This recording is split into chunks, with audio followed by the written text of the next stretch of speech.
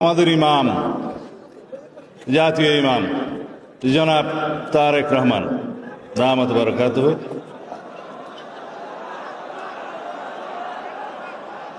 হাজিরানে মজলিস ও নাজরিন, আসসালামু আলাইকুম রহমতুল্লাহ বারাকাতুহু।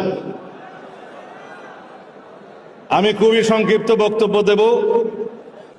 যারা হাজিরানে মজলিস, হযরত উলামায়ে কেরাম, বুজুর্গানে দিন এবং এই মজলিসের যিনি সভাপতি বাইতুল মোকাররমের পেশ ইমাম জনাব মুহিবুল্লাহ বাকি দামাত বারাকাতুহু, এই মজলিসের সম্মানিত প্রধান অতিথি, আমাদের নেতা, বাংলাদেশ জাতীয়তাবাদী দল বিএনপির ভারপ্রাপ্ত চেয়ারম্যান,